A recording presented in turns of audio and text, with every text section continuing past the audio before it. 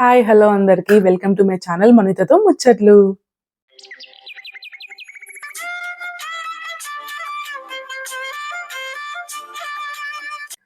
మామూలుగా మన ఇంట్లో హెల్త్ బాగాలేకపోతే ఈ జనరేషన్‌ల హాస్పిటల్ కంటే ఎక్కువ మనము ఈ బాబాల దగ్గరికి పోతానం.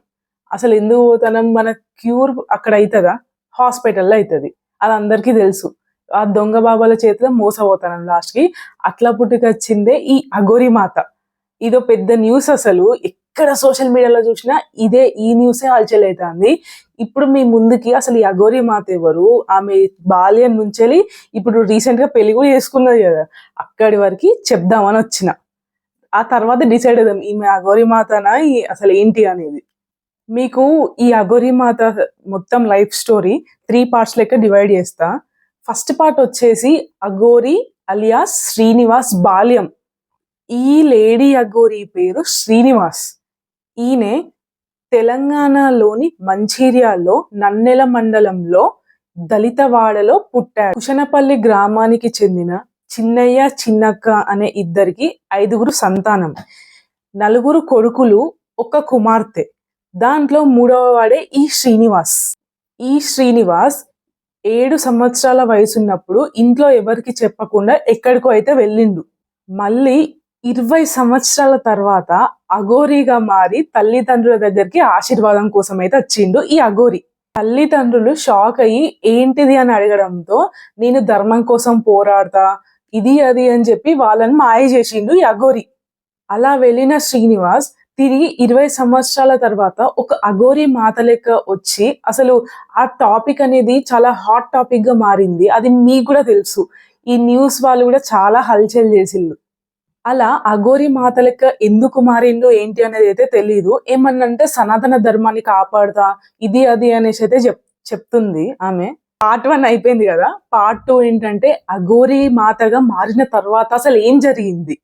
అఘోరాలు ఎక్కడో హిమాలయాల్లో అప్పుడప్పుడైతే కాశీలో ఉంటారని అయితే నాకు తెలుసు.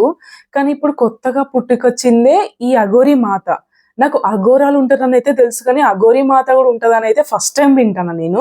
ఒకవేళ మీకు తెలిస్తే కామెంట్ చేయండి ఈ విషయం. ఈ అఘోరి మాత ఒక ట్రాన్స్జెండర్. చెప్పినా కదా శ్రీనివాస్ అనే వ్యక్తి మారింది ఇట్లా అఘోరి మాత లెక్క.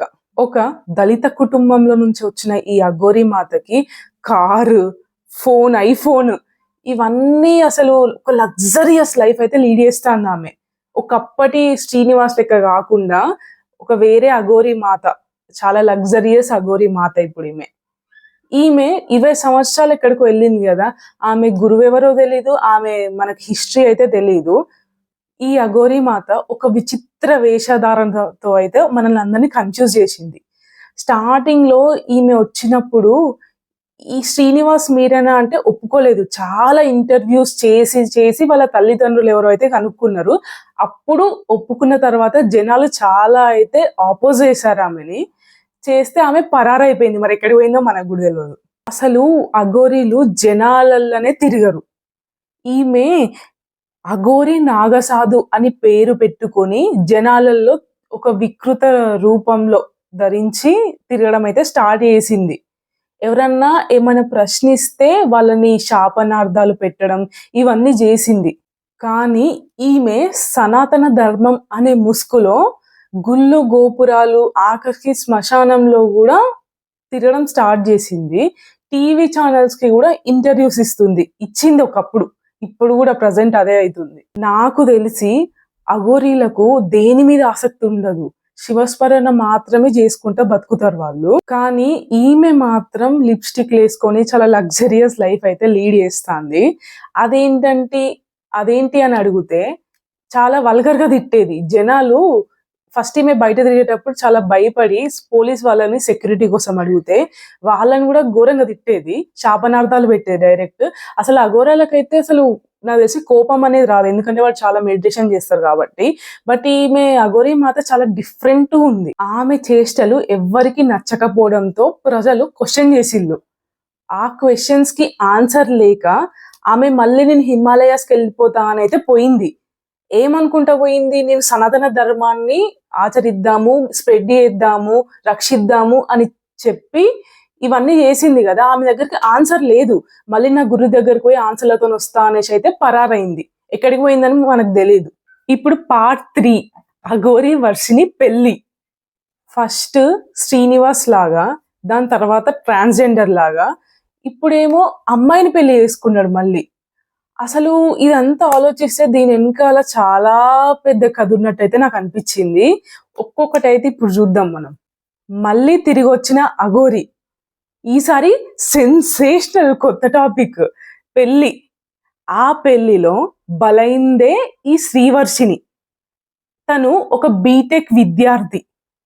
ఆ శ్రీవర్షిని అనే అమ్మాయిని ఎంతమంది ఈ పెళ్లి వద్దు ఎంత మోటివేట్ చేసినా కూడా నాకు ఆ అఘోరినే పెళ్లి చేసుకోవాలని ఉంది అని ఎవ్వరు ఎంత చెప్పినా కూడా వినలే. చివరికి వాళ్ళ పేరెంట్స్ అయితే చాలా బాధపడుకుంటా కుంగిపోయి అయితే ఉన్నారు. ఇప్పుడు ఎంత చెప్పినా కూడా వినలేదు. ఇప్పుడు లాస్ట్ అయితే పెళ్లి చేసుకున్నది. అసలు అఘోరీలు అంటే పెళ్లిలే చేసుకోరు. ఈయన సనాతన ధర్మము నేను కాపాడతా ఏమేమో చెప్పి అయితే పోయిండు. అంత వేరే లెవెల్ బిల్డప్ ఇచ్చి పోయిండు. మళ్ళీ వచ్చి పెళ్లి ఎందుకు చేసుకున్నాడు అసలు? ఈయన అఘోరి మాత అయితే పెళ్లి చేసుకోరు కదా, పెళ్లి ఎందుకు చేసుకున్నాడు? ఇప్పుడన్నా మనకు వెలగాలి కదా బలుబులు. ఈ శ్రీవర్షిని తల్లిదండ్రులు చెప్పినా ఎవరు చెప్పినా కూడా ఆమె బ్యాక్ స్టెప్ వేయకుండా పోయి పెళ్లి చేసుకున్నది. ఎందుకు అంత పెద్ద డిసిషన్ తీసుకున్నదో అయితే శ్రీవర్షిని మనకు తెలీదు. ఆ అఘోరి మాత అసలు ఏం మాయ చేసిందో తెలియదు, డబ్బు మాయనా అసలు ఏంటిదో మనకైతే క్లారిటీగా తెలియదు. చెప్పమన్నా కూడా చెప్తలేదు ఆమె. శ్రీవర్షిని మెంటల్ కండిషన్ అయితే అస్సలు బాగాలేదని నేను అనుకుంటానా. ఏమో ఏదైతే అది అయింది. ఇప్పుడు ఆమెకి ఏ రిస్క్ లేకుండా అయితే ఉండాలని అయితే నేను కోరుకుంటానా. అండ్ ఇఫ్ పాసిబుల్ తనకి తొందరగా జ్ఞానోదయమై ఈ టాపిక్ నుంచి ఎంత తొందరగా అంటే అంత తొందరగా బయట పెడితే బెటర్ అని అయితే నా అభిప్రాయం. ఈ పెళ్లి గురించి ఎవరైనా ప్రశ్నిస్తే మా ఇష్టము, మా ఇష్టం వచ్చినట్టు చేసుకుంటామని వాళ్ళు సమాధానం ఇస్తారు. ఇదేనా మన సనాతన ధర్మము? ఇదేనా మన హిందూ ధర్మము? ఇలాంటి అఘోరి మాటలైనా మనం వినేది? సరే ఈమె పోయింది, మళ్ళీ రేపు ఇంకొకరు వస్తారు, వాళ్ళ గురించి హాట్ టాపిక్. దేశం కోసం ఎన్నో చేసిన వాళ్ళను విడిచిపెట్టి ఇలాంటి దొంగ బాబాలను అఘోరీలను వీళ్ళ చుట్టూ భజన చేసుకుంటా వీళ్ళని హైలైట్ చేస్తారు మన ప్రజలు. ఇది ఎక్కడ అసలు? ఇంత నార్మల్ చిన్న పిల్లని అడిగినా కూడా చెప్తాడు ఈ విషయం. కానీ మనకెందుకు ఇంకా ట్యూబ్ లైట్లు వెలగట్లేదు? వేకప్. ఇప్పటికీ కూడా ఆ అఘోరి ఇంటర్వ్యూ తీసుకుంటా వాళ్ళందరూ ఇప్పటికీ హైలైట్ చేస్తారు. ఎందుకు అవసరమా? ఆయనని హైలైట్ చేయడం వల్లనే వాళ్ళు ఇంకా చేస్తారు. బట్ నాకు అనిపించింది అయితే నేను చెప్పిన. ఇలాంటి వీడియోస్ ఇంకా మీకు కావాలనుకుంటే నా ఛానల్ని సబ్స్క్రైబ్ చేసుకోండి, కామెంట్ చేయండి ఈ వీడియో ఎలా అనిపించిందని. Do like, share and subscribe to my channel మనీతతో ముచ్చట్లు. మళ్ళీ నెక్స్ట్ వీడియో అయితే కలుద్దామా. అంతవరకు బాయ్ బాయ్.